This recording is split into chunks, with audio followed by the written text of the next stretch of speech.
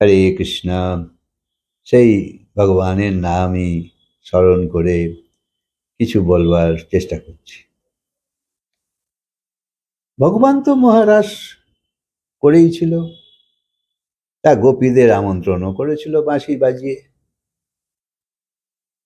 তাই রাসলীলা যখন জমে উঠেছে তখন প্রত্যেক গোপীর সঙ্গে একজন করে কৃষ্ণ ছিল। এরকম হাজার হাজার গোপী, হাজার হাজার কৃষ্ণ।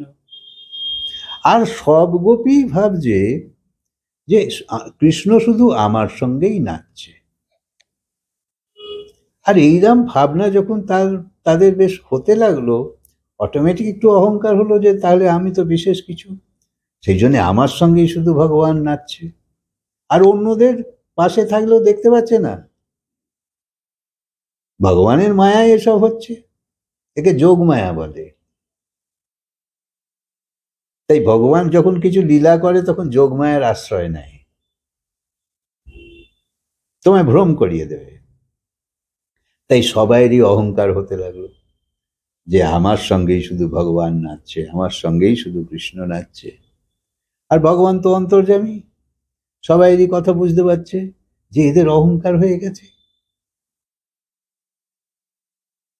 তাই ভগবান হঠাৎ রাসলীলা থেকে অন্তর্ধান হয়ে গেল।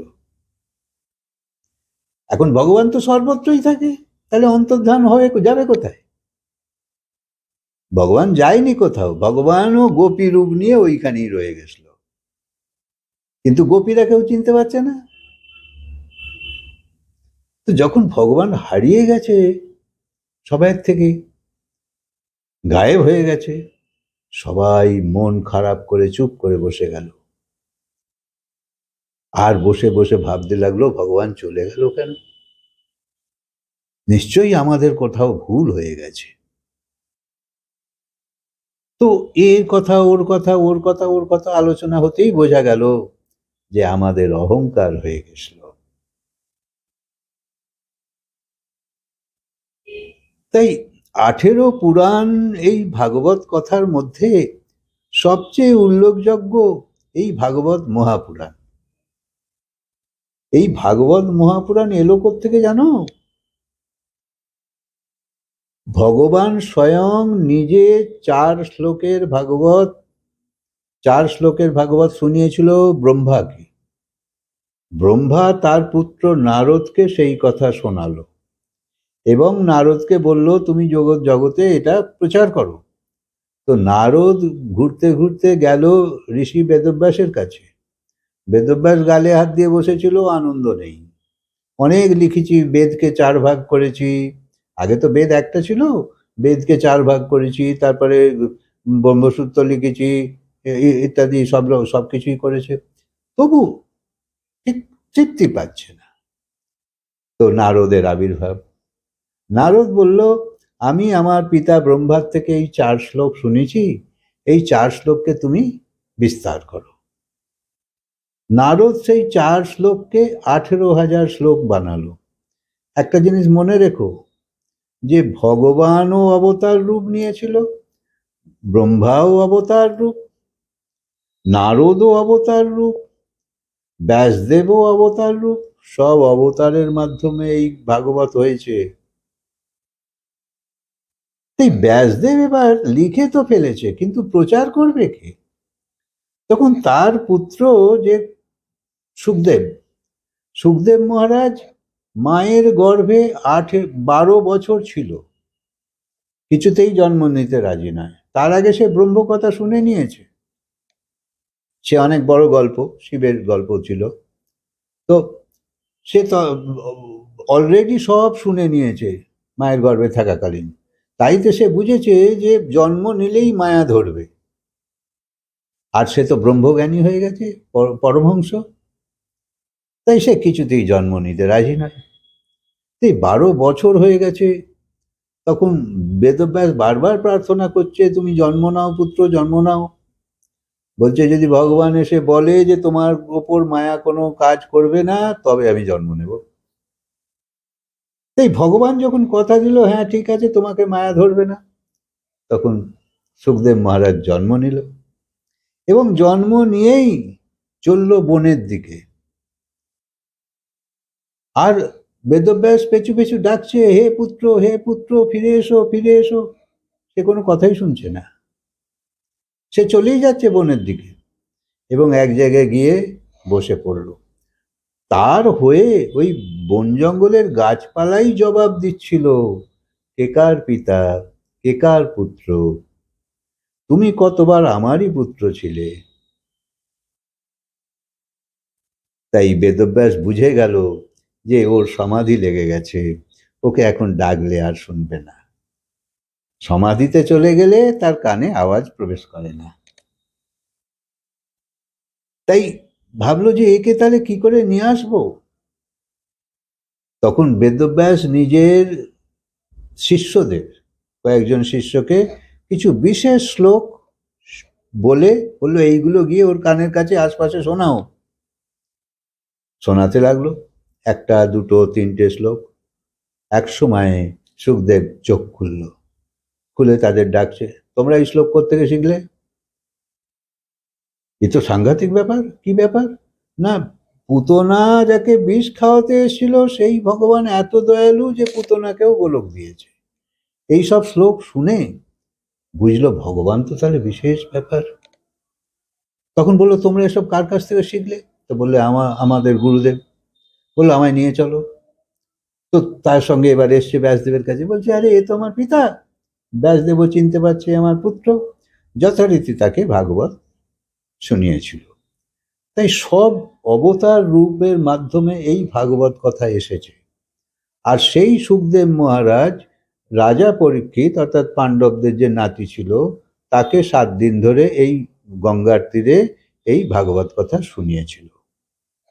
সেই ভাগবত কথাই আজ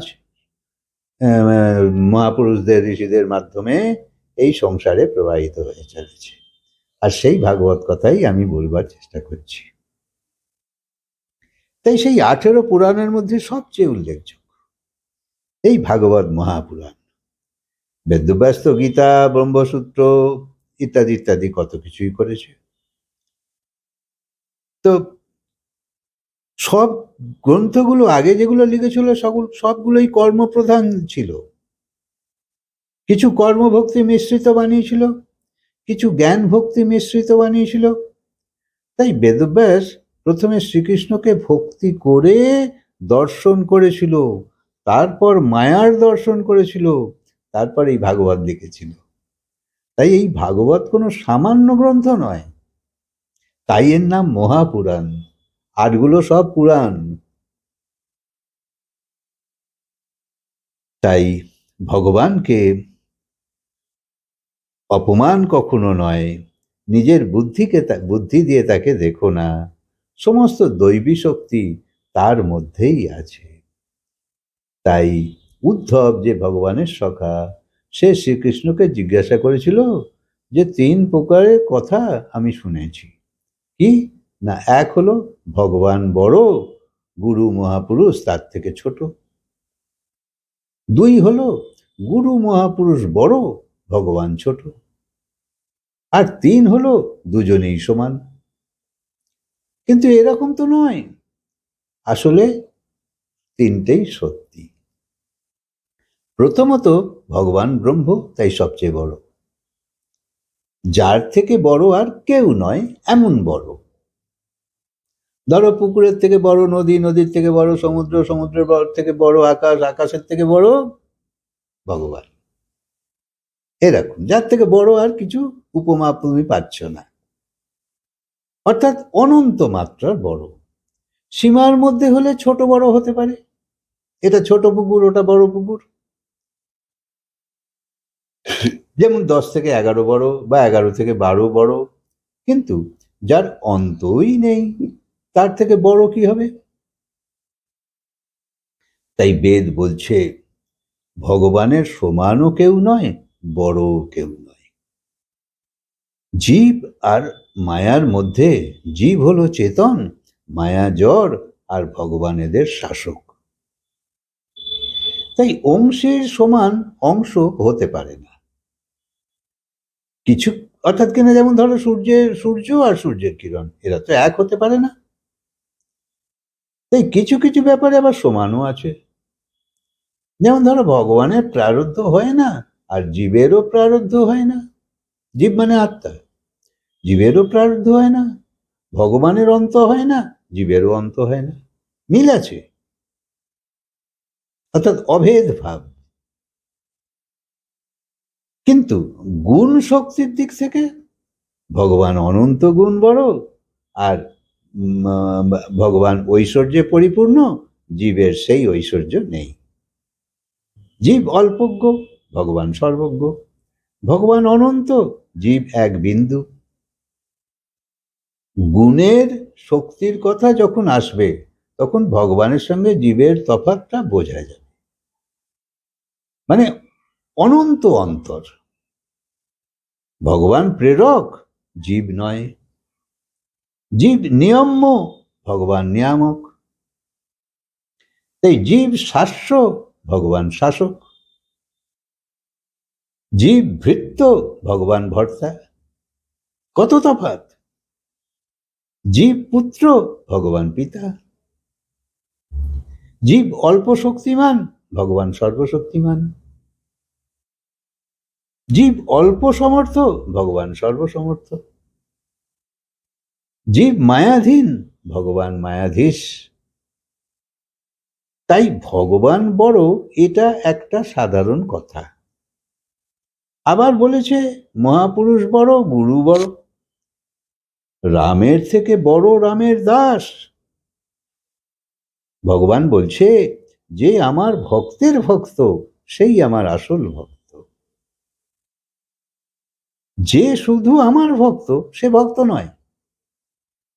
এটা একটা ধোঁকা। যদিও ভক্ত শক্তিতে বা গুণে বড় নয়, আসলে ভগবান নিজের শক্তি ভক্তকে দিয়ে দেয়। যেমন কোনো রাজা যদি তার যুবরাজ পুত্রকে সব রাজ্যপাট দিয়ে দেয়, তাহলে এই রকমই ভগবত প্রাপ্তির পরে ভগবানের গুণ ভক্তকে দিয়ে দেয়। ভগবান মানে কি? ভগবান মানে ঐশ্বর্য, পরাক্রম, জ্ঞান, শ্রী, ভক্তি, বৈরাগ্য। এই 6টা গুণ সম্পন্ন, যার কারুর কাছে নেই, আর অনন্ত মাত্রার, যা কমে যায় না। সেই আনন্দ, সেই জ্ঞান, সেই সব দেয়। তাই ভক্তের মনস্কামনা পূর্ণ হয় গুরুর মাধ্যমে, ভগবানের থেকে হয় না। ভগবান সর্বব্যাপক, হৃদয়েও আছে, কিন্তু অনুভব নেই। সবের মধ্যেই তো আছে, সবের মধ্যে অনুভব আছে নেই। আসলে তুমি দেহকেই আত্মা মেনে বসে আছো।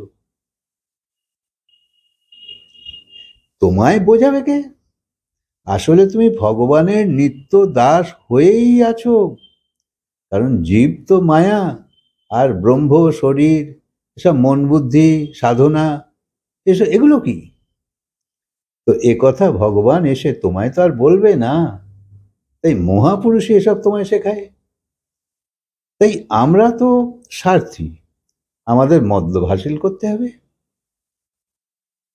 তাই আমাদের স্বার্থ যেখানে পূরণ হয় সেখানেই আমরা অ্যাটাচমেন্ট রাখি। আর স্বার্থ পূরণ না হলে তুমি ত্যাগও করো, যে একে দিয়ে আমার কাজ হচ্ছে না, ছেড়ে দিই। কিন্তু প্রধান যে স্বার্থ, তা পূরণ করতে গেলে গুরুর চরণে বসতেই হবে। আর একেই তত্ত্বজ্ঞান বলে। তাই গুরুই তোমায় বোঝায় আসলে তুমি ও, এবং কি করে তাকে পাবে। অর্থাৎ you are not this, you are that, but what is that? তো তোমার সঙ্গে ভগবানের কি সম্বন্ধ? তাকে কে জুড়েছে? আর তোমার উদ্দেশ্যই বা কি? তোমার প্রয়োজনটা কি? এইসবের তত্ত্বজ্ঞান মহাপুরুষ করায়। তাই প্রথমে তোমার মধ্যে যে সংশয় থাকলেও গুরু হাল ছাড়ে না। গুরু জানে তুমি এখন কাঁচা আছো, কিছুই জানো না, ঠিক আছে, সবাই থাকে। ভগবান শাস্ত্র বেদ অনুযায়ী নিরাকার, আর গুরু তো সামনে আছে, সাকার রূপ। তাই গুরুর সঙ্গে সংযোগ তাড়াতাড়ি হয়, কারণ আমিও সাকার রূপে আছি, সেও সাকার রূপে আছে, অর্থাৎ স্ব আকার। একটা আমাদের আকার প্রকৃতি আছে। তো তো সেই জন্যে তাই ভগবানের রূপ কল্পনা করলে, ধরো সকালে একরকম বিকালে আর একরকম, খালি হারিয়ে যাবে। আমরা যে কোনো ভগবানের রূপ দেখি না, এগুলো তো ভগবানের নিজস্ব রূপ নয়। ভগবান কেমন দেখতে কেউ তো দেখেইনি, কে বলবে? তাই এগুলো আমাদের কল্পিত রূপ, একেই আমরা মেনে নিয়েছি। আজকের কথা তো নয়, অনন্ত জন্ম, কত জন্ম ধরে। তাই খুব পুরনো ব্যাপার, সেই জন্য আমাদের মনে বসে গেছে এই রামই ভগবান, এটাই ভগবান, এটার এর নাম এই। রামের ছবি দেখে বলছি এটাই রাম, কৃষ্ণের ছবি দেখে বলছি এটাই কৃষ্ণ। তাই কোনো উঁচু শান্তি এসবের সঙ্গে জোরে এবং প্রভুর স্মরণে তোমাকে সেইভাবেই যেতে হবে। কারোর হাত না ধরলে তুমি পারবে না। সংসারে যত অভিযোগ নিয়ে আছো, অতই তো তুমি ঘোর সংসারী। আর যত অহভাব নিয়ে আছো, অর্থাৎ মস্তিতে আছো ভগবানের, অতই তুমি সাধক। তাই নিজেই বুঝে নাও তুমি সংসারী না তুমি সাধক।